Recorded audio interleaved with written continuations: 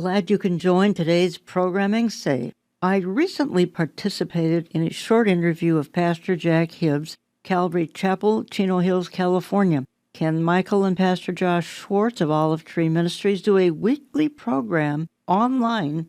Well, they call it Understanding Our Times. I was sitting in for Josh Schwartz. Jack Hibbs, a good friend of this ministry, shared some thoughts and comments I felt needed to be heard by a wider audience than only the online format, and I'm playing that discussion in part one of my programming today. And at a Bagram Air Base, once the center of America's war to unseat the Taliban and topple al-Qaeda, the Taliban held a parade showcasing abandoned U.S. and NATO military hardware. Everyone is caught exactly where they're standing. I thought that in part because I was in New York on the 7th, and the next day, the 8th, there was a protest immediately planned in Times Square. Free Palestine! Free Palestine! Free Palestine! The people in charge of America's intelligence are testifying on Capitol Hill again today, raising a big red flag on what they call a fragile world order and some very real terror threats. All eyes on Rafah! All eyes on Rafah! All eyes on... As Hezbollah's leader has issued a threat to Israel, saying if a, quote, total war is launched against the terror group, quote, no place in Israel will be safe from the group's weapons. A stark warning about the growing threat at home from the devastating war abroad. The ongoing war in the Middle East has raised the threat of an attack against Americans in the United States to a whole nother level. Are we aware of any of these smuggling organizations are run by or are conducted by people that have ties, for example, to ISIS or other terrorist organizations? You know, there is a particular network that has, where some of the overseas facilitators of the smuggling network have ISIS ties that we're very concerned about. Well, welcome to the program.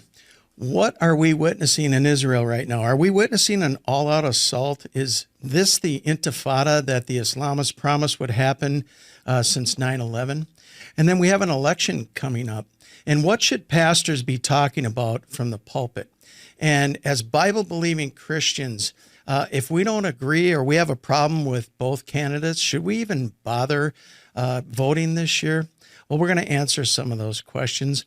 I'm Ken Michael. Pastor Josh is off this week. He's traveling, but I am so blessed to have with me the founder and CEO of Olive Tree Ministries, Jan Markell. Jan, thanks for joining me. Thanks for having me. This is awesome. This is the first time we've done this together like this, so I'm looking forward to it. Maybe it'll be not the last. I pray it's not. And we are so blessed because we have as our guest today someone that really needs no introduction. He's been a friend of our ministry now for the last decade. He's been on your radio program dozens of times in the last 10 years. He's been a speaker at your Understanding the Times conferences.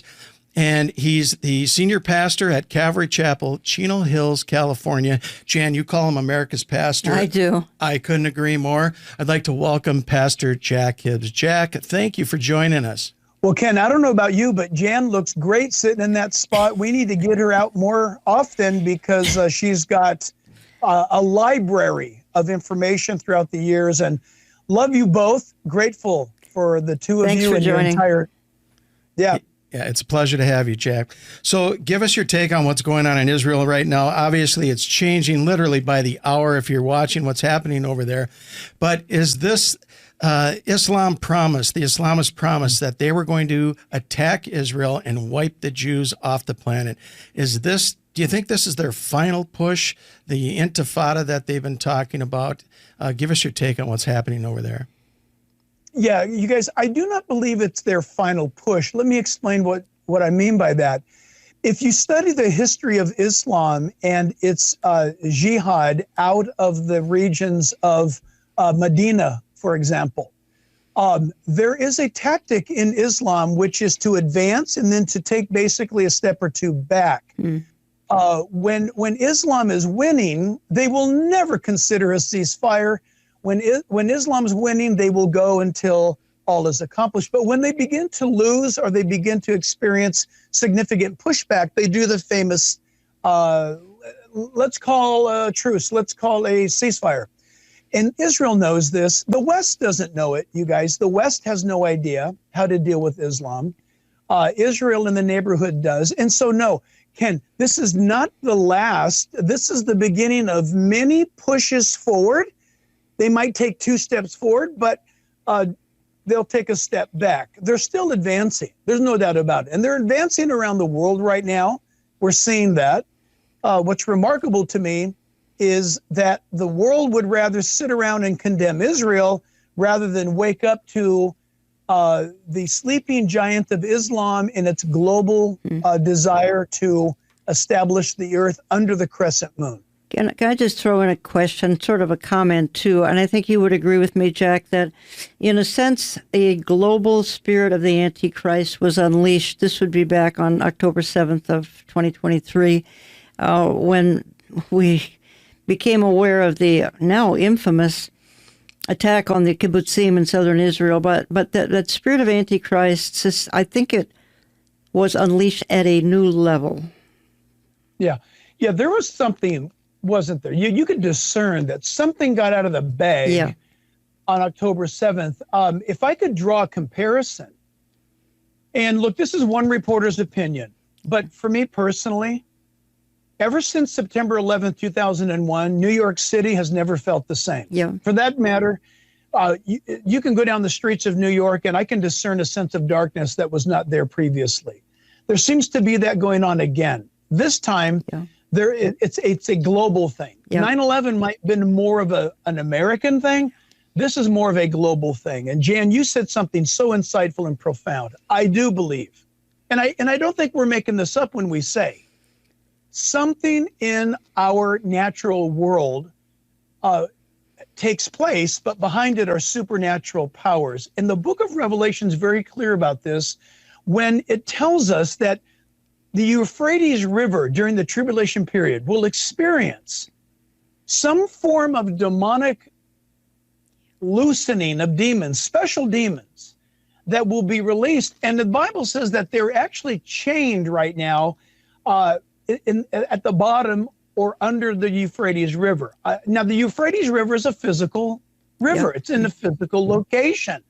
But in the spirit realm, there is the residence of particular demon spirits that are so bad that they're being held till the tribulation period. I think we're seeing that happen now in the world around us, because there is no way, you guys, that IBM or Microsoft or Apple could have marketed a global release of information like Satan has done regarding anti-Semitism post-October 7th. No corporation could market it that efficiently, that fast, that wholesale. No way. There is a demon spirit that's loose. It's manifesting in the world around us. And God, my goodness, I mean, just look at the opening ceremonies of the Olympics for one thing. Exactly. It's demonic. Yeah. It's totally opening and demonic. closing, nothing like it ever. Yeah. That's right. Yeah. So there's tremendous pressure on Prime Minister Netanyahu to pull out of Gaza, or at least have a ceasefire. Our government's involved in it. There's negotiations going on right now. It appears that Israel is going to agree to it, but it doesn't look like Hamas will ever agree to anything like this unless Israel were to completely pull out of Gaza and agree not to re-enter Gaza. Would you agree with that? Yeah, absolutely, completely. And now, do I hope that Netanyahu stays in office? Do I hope that Israel finishes the job? Of course I do. But let's pretend it's just the three of us talking at coffee. If we're at the time of the age in which we have studied all of our lives, what do we know? We know that at some point in time in God's prophetic time clock, Israel must be abandoned. Israel must be left alone. We know this from Ezekiel 38.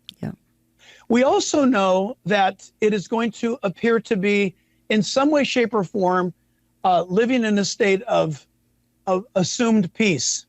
It's not real. The Bible makes it very clear. The Hebrew word is an assumed peace. It's not an actual peace.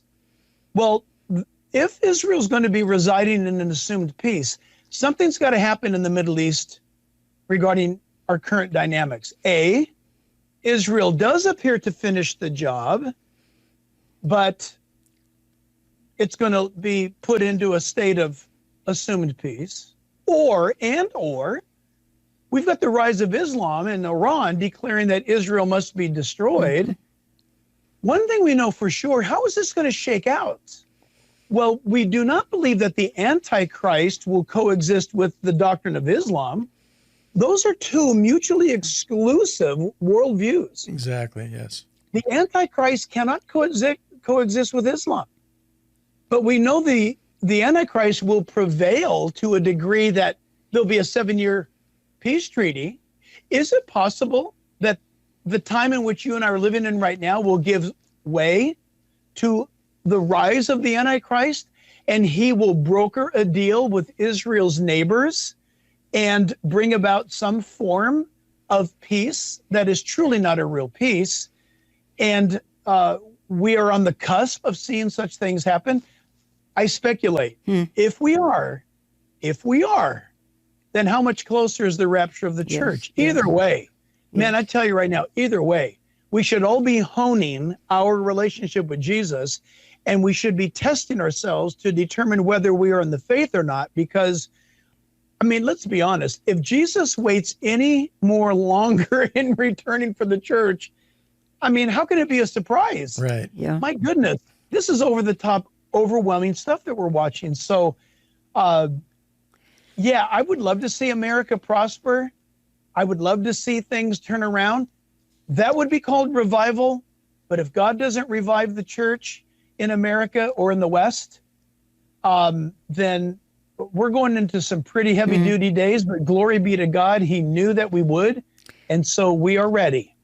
Jack, you and I have been watching the times, discerning the times, trying to understand the times for a while now. And you and I have never seen anything like this over a few decades. It's all converging. And I think that's the key word right now is convergence. Yes. And so, Jack, you're talking about the country. Let's transition to what's going on in the country right now. We have an election coming up. And let's talk about that. I want to show a quick video and get your take on it and see where we're going with this coming election. Over the course of the week, there are at least 6 major protests planned. The demonstrations kicked off on Sunday on the eve of the convention with the March for Bodies Outside Unjust Laws, which was organized by a coalition of several different activist groups to demand action on reproductive rights, LGBTQ rights, and on the end to the war on Gaza. Planned Parenthood Mobile Clinic. They have set one up just outside the United Center, and they won't just be handing out T-shirts and bumper stickers. They're actually going to be offering free abortion medication, inflatable IUDs, and vasectomies. Outside the van was a taco truck, as well as a stand run by the Chicago Abortion Fund where patients could pick up goodie bags filled with face masks, candy, painkillers, and cards of affirmation. Already, for the most part, agree that abortion should be available, but now they're seeing the ramifications of the overturning of Roe, which should be pretty inspiring come Election Day. I mean, it's a carnival atmosphere, Lila, and you look at this and you're like, it's unreal. I don't get it. You're dressed up as birth control pills or, mifepristone, your abortion pills, and the 20-foot IUD, and on it goes. I hate to say it, but the Democratic National Convention has become a death cult. Our guest today is Pastor Jack Hibbs, Calvary Chapel, Chino Hills, California. His latest book is Living in the Days of Deception. You can pick it up at our store at olivetreeviews.org or Real Life with Jack Hibbs. Jack, we just saw this video. What's going on at the Democratic National Convention, Yep. Not one candidate or Democratic, anyone affiliated with the Democratic Party came out and spoke out against the mobile vasectomy unit. You can get abortion pills out there. They have people running around dressed up like abortion pills. What in the world is going on? Wow, I took some notes as I was watching those clips. Number one, I guess to be sarcastic, if they keep this up by providing abortions everywhere, even in the parking lot of the DNC convention, and if they're doing vasectomies, then, I'm sarcastic, is this good news? Because they are eventually going to die off? that their liberal, crazy way of thinking is going to vanish with them becoming extinct? Well, of course, I'm being joking right now.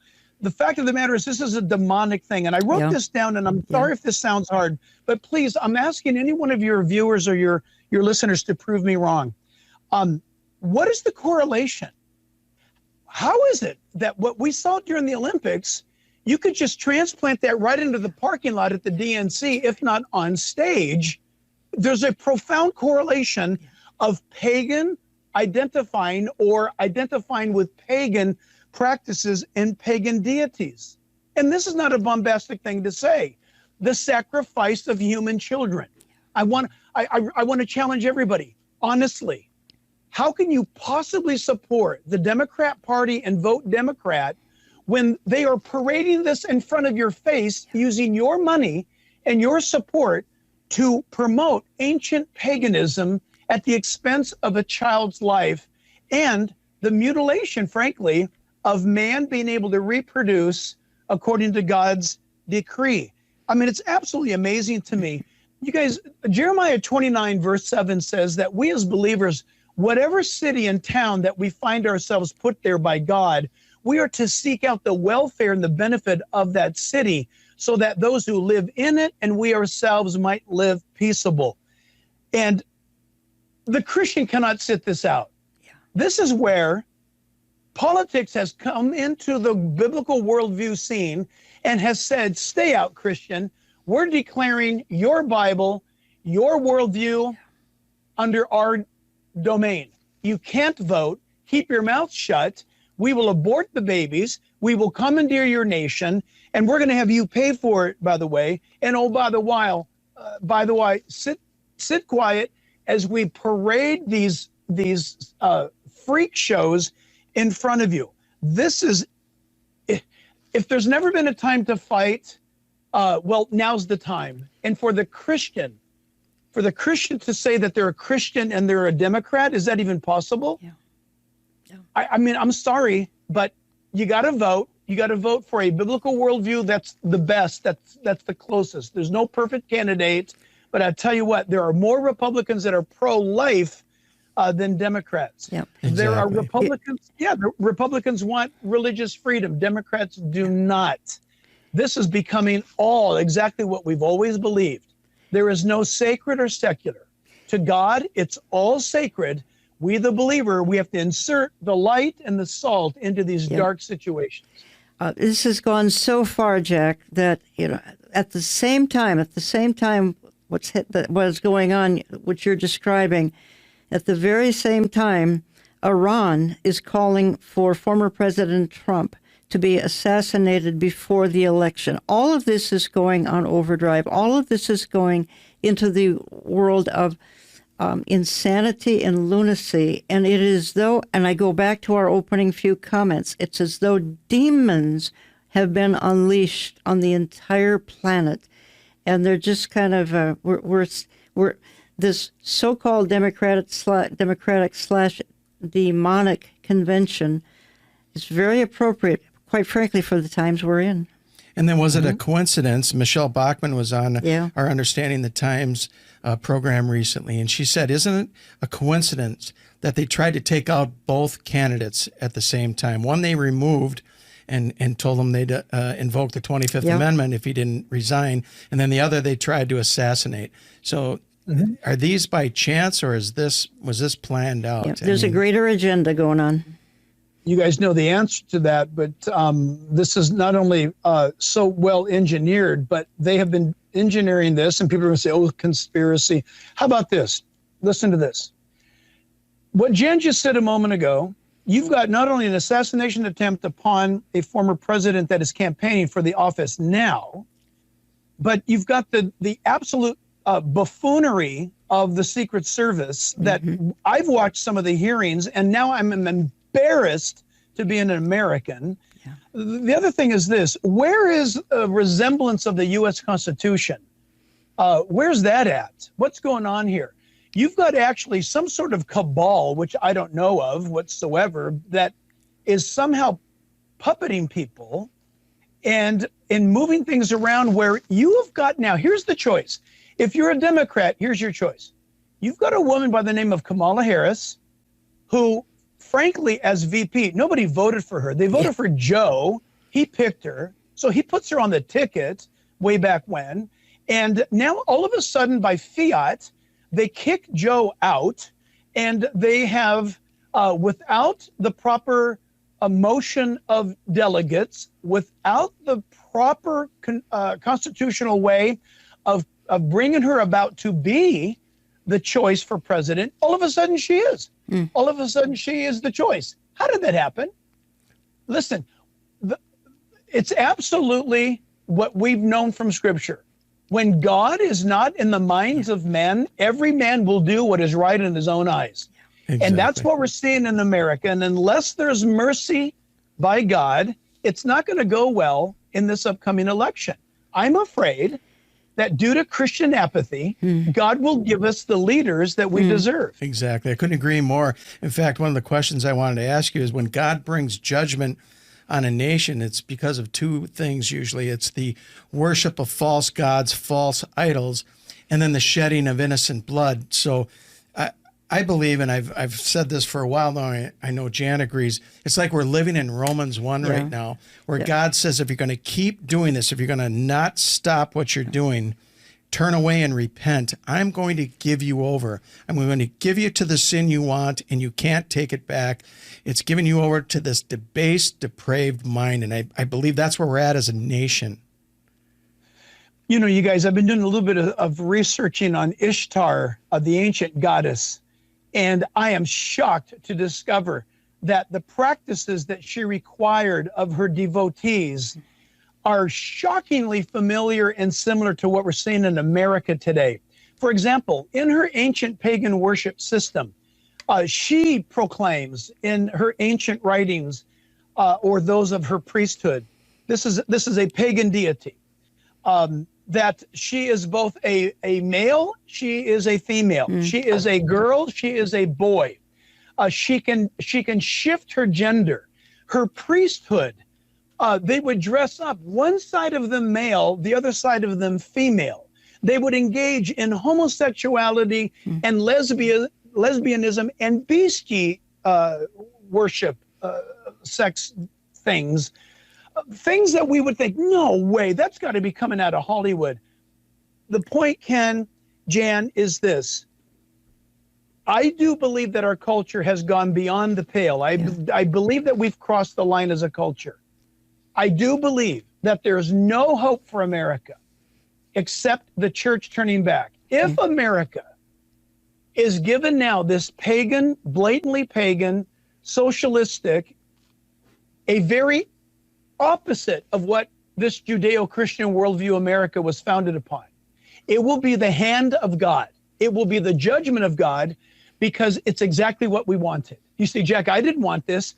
Did you vote? Did you fast? Did you pray? Did you get involved? Did you find out that your children are being sexually molested in their minds by the school board wherever you live? Did you find out what's going on in your kids' class? Because listen, if we don't know as watchmen on the wall, if we've sat down and not blown the trumpet, their blood, notice, their blood's on us. Exactly. We're the ones guilty. They don't have the light. Gavin Newsom in the state of California, he doesn't have the light. Barack Obama, he doesn't have the light. None of these politicians that I understand, they don't have the light, but we do. At least we claim to. But what are we doing with it? We're hiding it under a basket. And I believe America is doomed. This is not bombastic. America is doomed unless the church wakes up and steps up. The demise of America will be by the hands or the lack thereof of the church. What is your word to the pastors then, Jack? I've been, Jan, you guys, Ken, I've been saying the same thing for over 30 years. Pastors are to be the stewards of their community, and they happen to pastor a church in that community. Historically, from the book of Acts all the way to the United States and Europe, the epicenter of any culture, town, village, city was the church. And the most educated, the most influential individual was the pastor. And so we need to get back to stop testing the wind of what's trending or how many likes I might get on this or that, and face the reality. Our children are being pimped. The gender of a man and a woman declared by God must be defended by the pastor. It is the hour of the pastor to stand up and to proclaim truth without apology. And unless we get to it, you guys, unless pastors wake up and do it now, we've got a few months to make a difference for light. If we don't do it, then we are going to catapult this nation into a pit of darkness that is going to be unlike anything this nation has ever seen, and it will be something that it cannot recover from. Jack, I totally agree with you. We have right now, if I can be blunt, we have two candidates on the left who are blatant Marxists. This is a very, very serious point that this country has arrived at, because without a miracle, they could be leading America by January of next year. So a call to the pastors is so appropriate. And I understand many don't want to be political. Many just don't want to take a stand. Many don't want to rock the boat. You know what? It's time to rock the boat. Yes, it is. And Jack, your church is an example of what every church, I think, in America should be doing. Tell our audience what you guys are doing to make sure that people get out and apply their civic duty and actually vote for the best candidates out there. Yeah, let me preface my remarks by saying this to the pastors who think they are not being political. Do you have a 501c3? Then you're being political. Yeah. Moving on to that, here's what we need to do. We are blanketing. We're going up and down the state of California. And by the way, this is available now in many states, and we're able to help you in those states. Whereby in California, like some of the others, there is something called ballot harvesting. We don't like it. It's a bad law, but it's the law. So what we've been doing ever since 2016 is that we changed the name to ballot collection.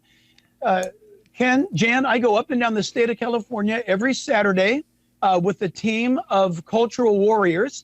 We are invited by churches, gatherings together. We have over 1,300 people show up last Saturday in Northern California. They want to know how to host voter registration at their church. How do they start their own ballot collection process, which is all legal in many states? Check your state. And how do you get out the vote? How do you get a voter's guide out? How do you educate people based upon the biblical worldview values? Simply this: what candidate's pro-Israel and has a record of proving it? What candidate is pro-life the most? And what candidate is pro-religious freedom? And boy, under those three categories is a plethora of information. By those three things, you guys, I can tell you exactly how a candidate's going to land on funding Israel for its war. I can tell you what they're going to do about Planned Parenthood and their funding or shutting it down. And you might say, well, Jack, I don't like any of the candidates. It doesn't matter. You're not going to marry them. You're not going to sleep with them. You're not going to go to lunch with them. It doesn't matter. We're not electing a savior. Jesus is the one and only, friends. Exactly. But to not get involved is absolutely, in my opinion, a greater sin. It's exactly what Jesus warned about. Some were given a talent, some 5, some 10. I'm going to go away, I'm going to come back, and then I'm going to hold a day of reckoning for you to show me what you did with what I gave you to do in the area of opportunity. What did you do when you had the opportunity? Oh, I didn't vote. Oh, so you took it and you buried it waiting for Christ to return? Jesus said that is a wicked servant. You say, well, do you expect to win in all of these elections? I don't care how the election turns out. I'm just going to do the right thing and leave the results to God. But my conscience is clear, Ken and Jan, because I have equipped every pastor I can. I have reached out to tens of thousands of Christians, encouraging them how to vote for pro-life, and then leave the decision to them to be knowledgeable. Choose today whom you'll vote for. And we've done everything we can. If I die today, I can say, Lord, you know my conscience is clear. I invited people to vote a biblical worldview vote, and I'm free of the blood of those who are having perished by bad laws, or from those who chose not to do anything about it. Okay, there are some listening, Jack, who are saying, I want to get involved. Who do they contact? they can contact realimpact.us. Realimpact.us. We've got a kit to ship out and send out to you in whatever state you live in that has ballot harvesting. And here's the good news. Today, Mike Johnson is the Speaker of the House. Of course, he took that from Kevin McCarthy. People are not asking the question, how did Mike Johnson become Speaker of the House? How did Kevin McCarthy? How did Nancy Pelosi lose her job in Congress? The answer is California. That's right. California sent more congressmen and women to Washington, D.C. than any other state, and in doing so, fired Nancy Pelosi. How did that happen? Well, wherever we set up and wherever we went into those locations and announced ballot collection, biblical worldview vote, we've won. Our congressmen and women have been winning in California, and by God's grace, people might be shocked to see how California goes in 2024.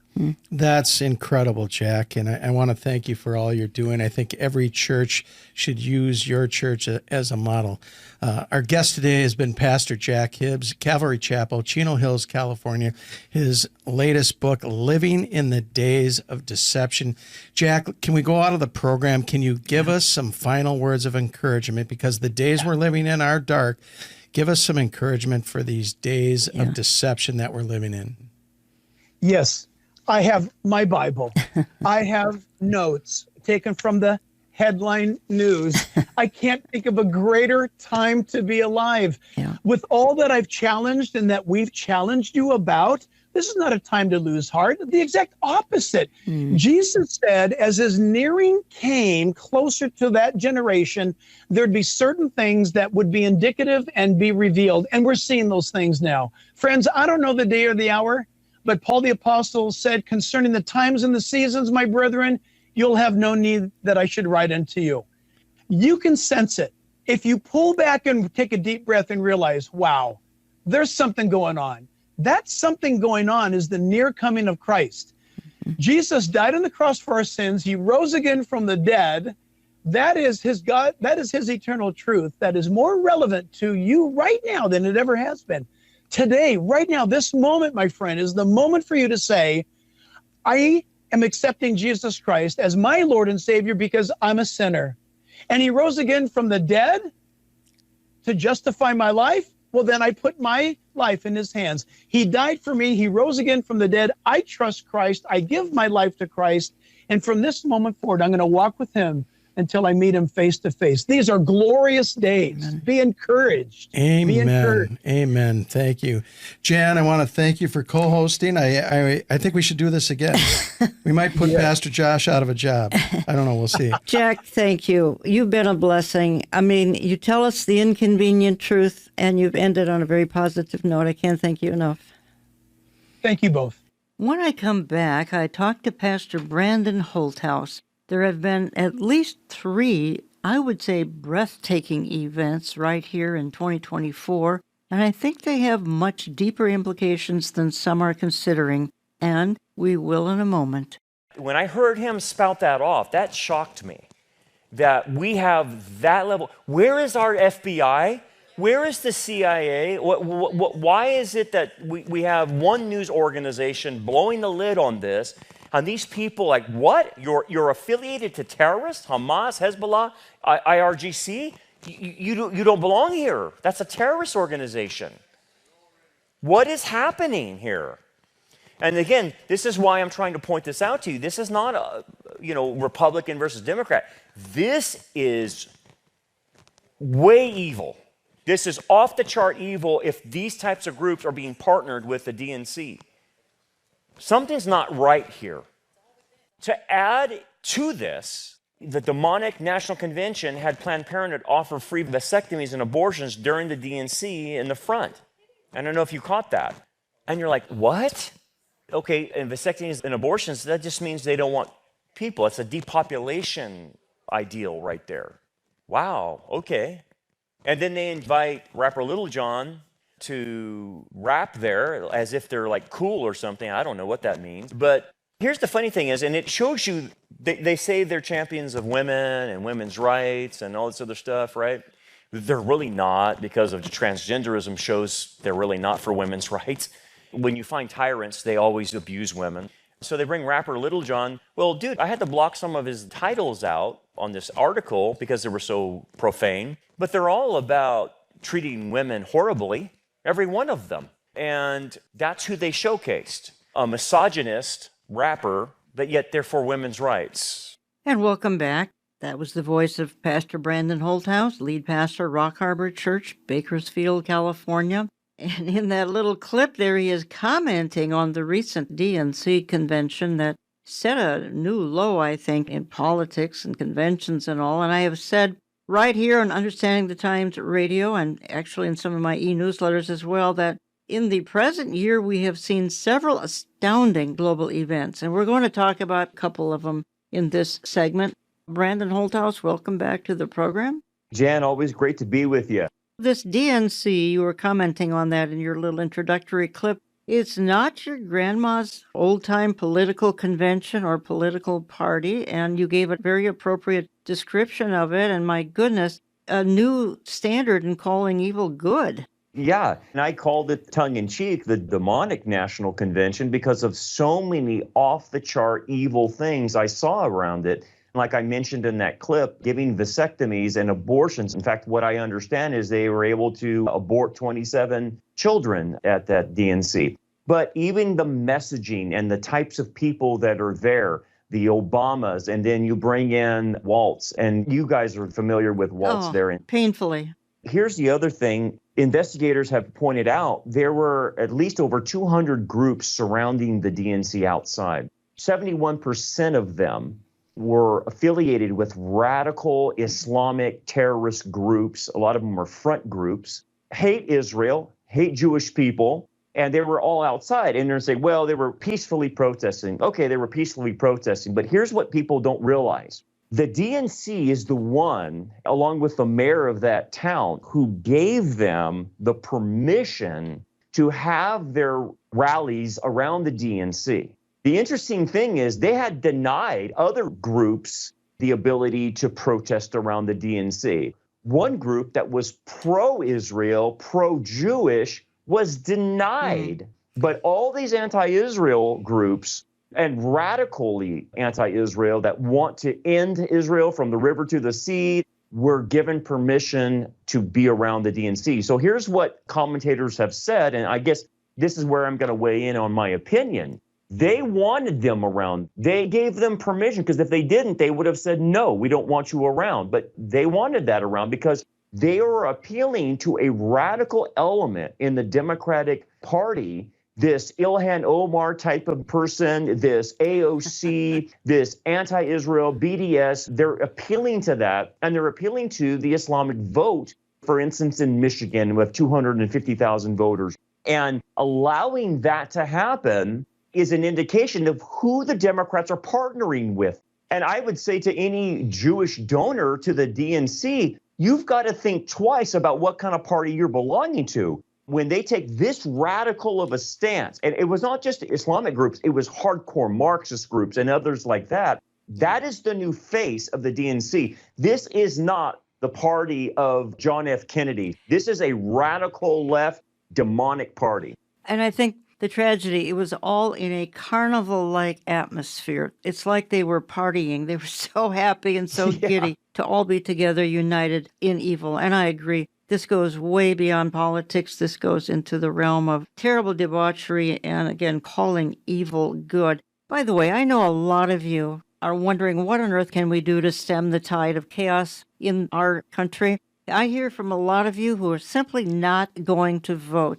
Here's a few things that we can do. We can stand up for truth. We can speak up and stand up for righteousness, and we can show up to vote for policies. Folks, all candidates for all offices are flawed. So are you and I. Perfect government is reserved for the millennium, Jesus' 1,000-year rule on earth. In the meantime, we install policies, we vote for policies that emphasize more life than death. Not death and destruction, but life and liberty. Brandon, your website, and that would be the rockharborchurch.net, and you've got your church finder there. And I get many appeals a week and sometimes a couple a day searching for a church in America and having a tough time finding one. So I do like to refer people to that.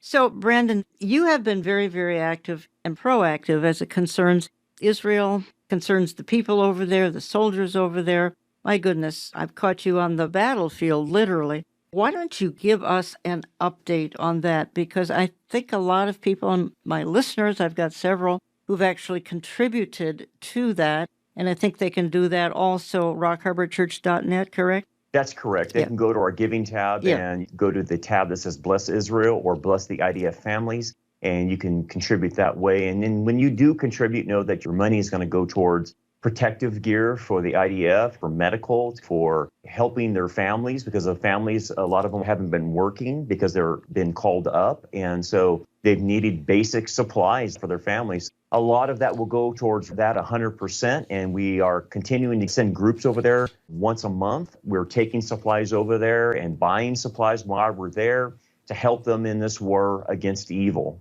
Brandon, shed some light on what's going on over there.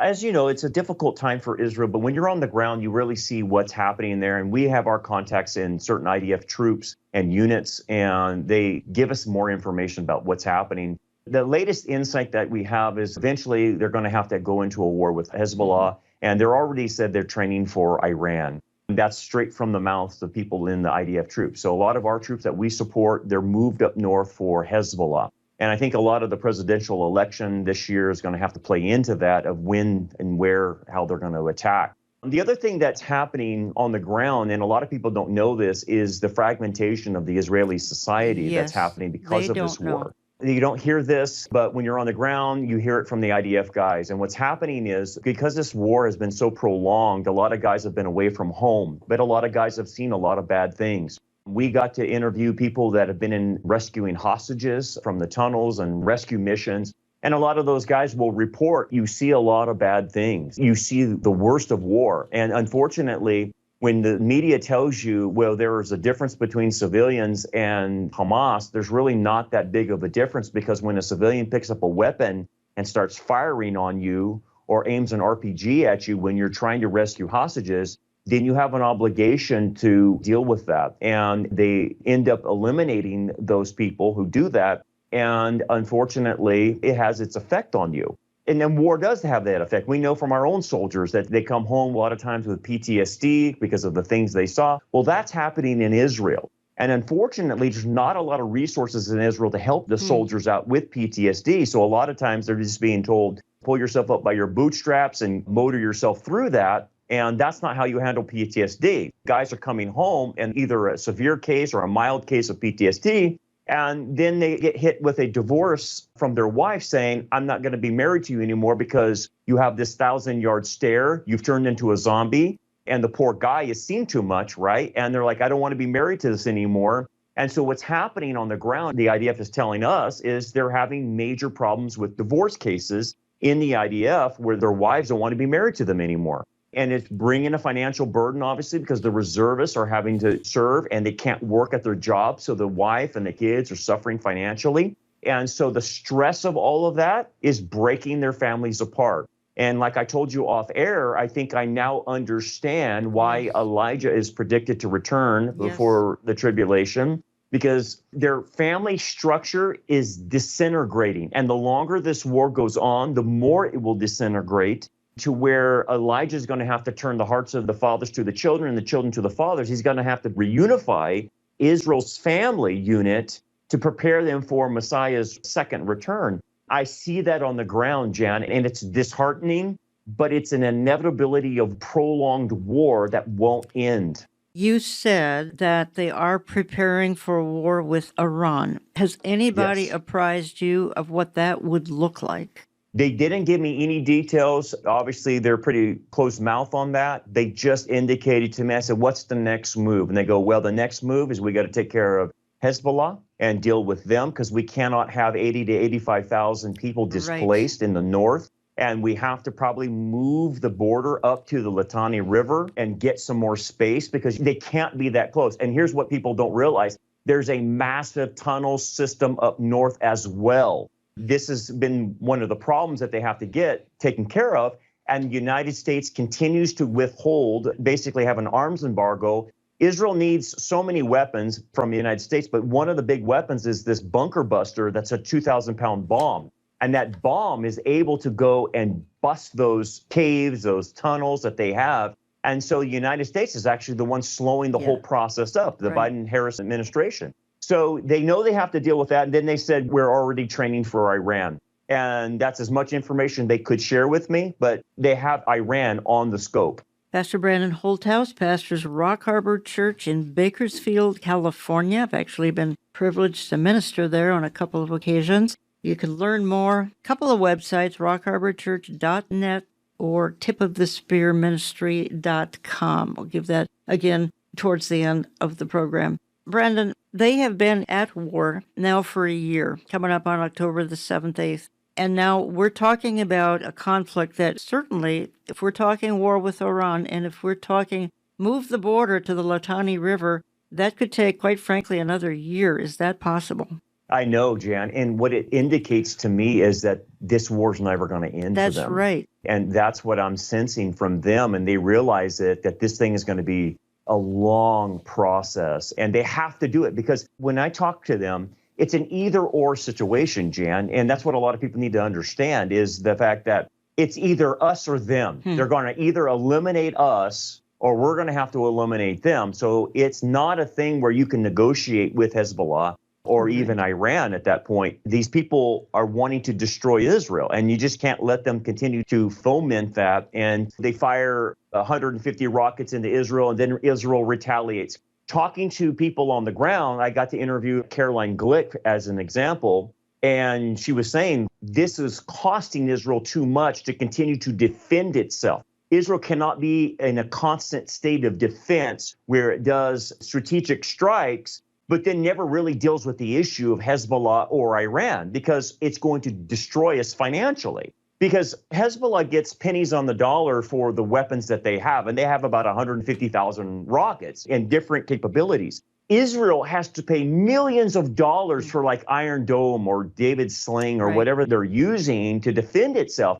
After a while, it becomes a financial burden that's going to destroy the country. So you just cannot stay on defense perpetually. You have to eventually go on offense. And that's what they're saying is we're going to have to go on offense. And I think, Jan, this plays into the election here. Because if Trump gets in, it might be green light, let's go for it. But if Harris gets in there or whoever they're going to run, that's definitely going to be a hindrance for Israel because they will not allow Israel to fight this war, as we've seen. That's right. Brandon Holthaus, is this a setup for the Mr. Fix-It? Is this the setup for somebody who's going to come along and say, I can take care of all of this in a heartbeat? Jan, it's funny you say that because when I was in Israel in June, I had that feeling. And when you're over there and you're seeing the magnitude of the problems, and like I said off air to you, Israel might be winning this war physically against Hamas, and they could physically take out Hezbollah, no doubt about that. But they're not going to win the propaganda war. Yeah. That's the problem. And so this propaganda war, the longer this war continues, the worse the whole world comes against Israel. And so you're totally right. It puts Israel in a position to where the whole world hates them for defending themselves. And yet a man's going to come in and say, you know what? I have your back, and I'm going to back off the entire world that hates you, and I will do a covenant with you and be your protector. And I was there in the hotel room in Jerusalem, and Jan, that was the overwhelming sense that I kept feeling. And I'm not trying to be mystical or anything like that, but I thought Israel's problems are so big, they're going to eventually turn to the wrong individual. Instead of turning to God, they're going to turn to the Antichrist. The setup is there. The whole mindset is set up because everyone's coming against them, even the United States at this point.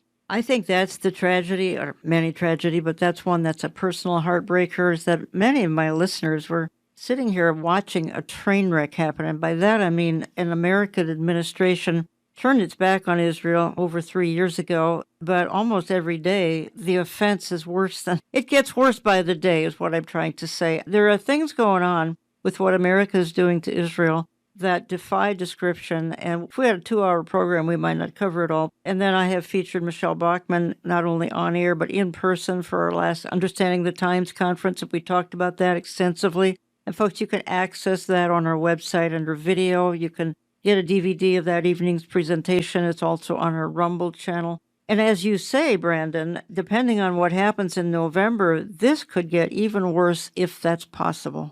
Yeah, because everyone that's in the Biden administration or Harris administration are leftovers from the Obama administration. They're anti-Semitic. If Kamala gets in there, and I'm just going to put it out there for everybody, if she gets in there, you're going to see Israel be put in the crosshairs and the United States divorce itself from helping Israel because she's already anti-Israel. She already is pro-Islamic. And I think even Michelle Bachmann pointed that out at your conference. And other people have shown her testimony many times at how pro-Islamic she is. And like I said, guys, I don't have to look any further than what we saw at the DNC. All these pro-Islamic radical groups at the DNC, what does that say to you?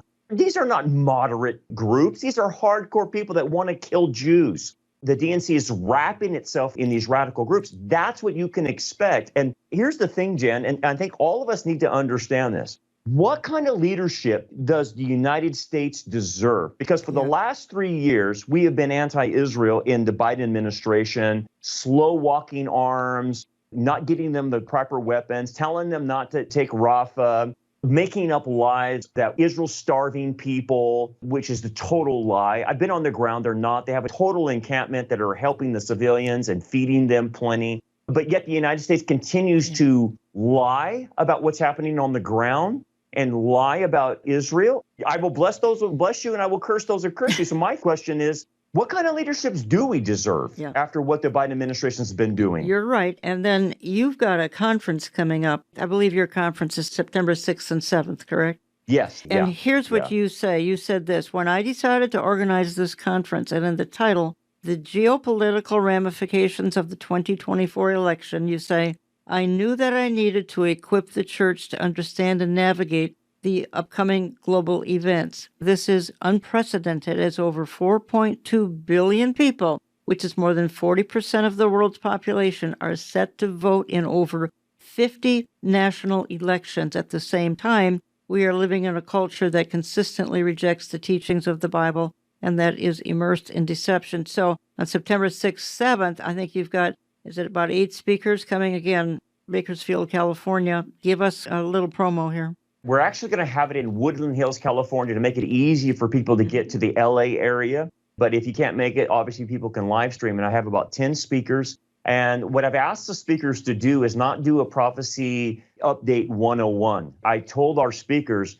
assume that the people already know prophecy at a pretty deep level and take that and take what's happening geopolitically and politically, what's happening in the United States, and show us the trajectory of where this goes if we stay on this path prophetically. And so there's going to be a combination of deep dives, whether we're talking about AI, whether we're talking about the psyops that's happening right now. We are at war. People don't realize it, but there's a psyops war happening that's been going on for some time. We're going to be talking about what happens if Kamala gets in there, what happens to Israel if Kamala gets in there, or what happens with Israel if Trump gets in there. And playing those scenarios out, because people, they need to understand the stakes that are involved.